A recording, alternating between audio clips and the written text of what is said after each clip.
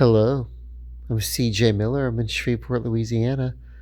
Across the Red River is beautiful Bossier City, Louisiana. I'm laid up on my couch during this wintry weather and just watching some movies. And I'm going to do a review. This is my review of Black Phone 2. And Ethan Hawke gets less of a chance to shine in this one. Uh, you know, um, he has evolved from his character in the first movie. Now, the first movie, The Black Phone, uh, written by Joe Hill,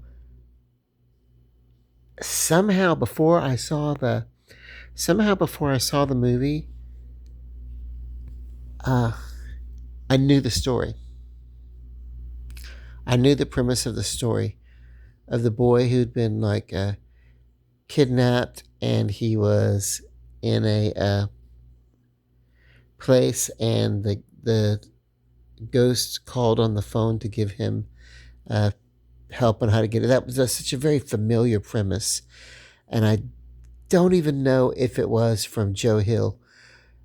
It may have been that someone had read the Joe Hill story, or maybe I read it or something like that. But I feel like back in my old days on Facebook, I feel like I saw some sort of meme, or somebody maybe probably stole that story and gave a kind of a Cliff's Notes version of it, because I knew the plot of that movie. I knew it beat for beat for beat. Um, and maybe it was something, it was gonna come out earlier. Maybe they were filming it or something. I knew about it. I knew before it was released in 2021, I think, at the theater.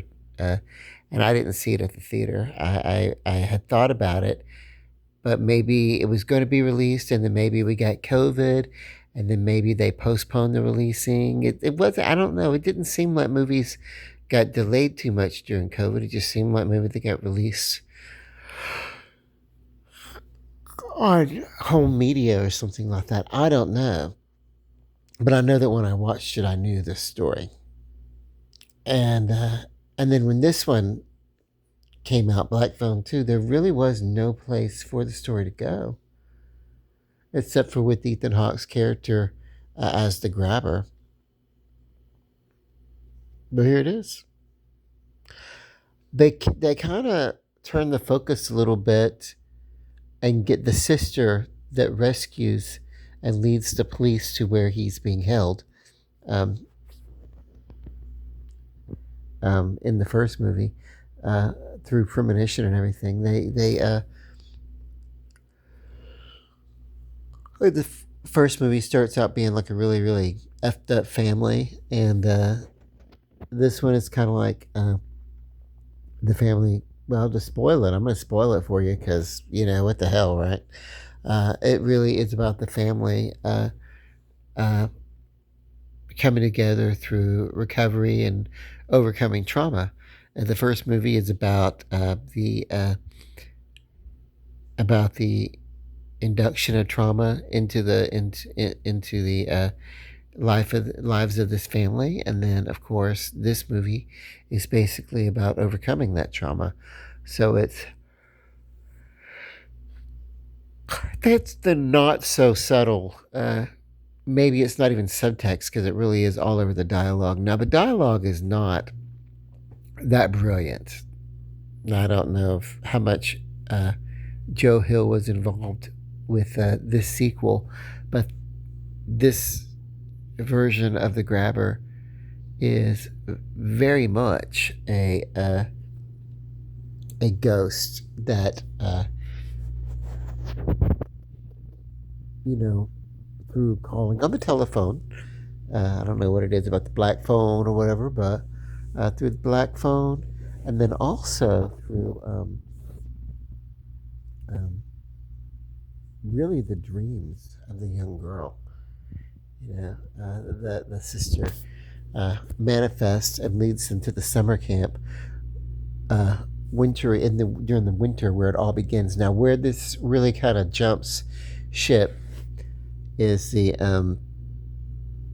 action at some point.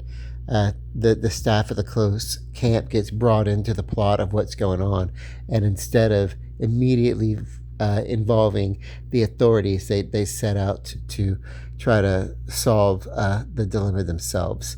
And that at that point is where this movie really kind of jumps the ship. But otherwise, it could have been a much greater movie. And it's going to be interesting to see what they do if this gets another go, another franchise, another chapter. This guy had the potential to be, more scary than Fred Krueger, but this basically is Nightmare on Elm Street 2.0, basically, and every single horror trope you can think of, including the killer ice skating across a frozen lake. So every single trope and every single image you can think of is thrown here. So it's a bit of a mashup, but I would give it a PS for prescription. I'm sorry, premium streaming. Premium streaming being that if I had to, I would purchase the movie by itself and stream it. And, so that's a step above waiting for it to be on a subscription service. It's that I would buy the movie itself and watch it. But I don't really have to because you can watch it on Paramount. I'm sorry, you can watch it on Peacock. And, it's a good view. It's a good way to kill a few hours in your afternoon.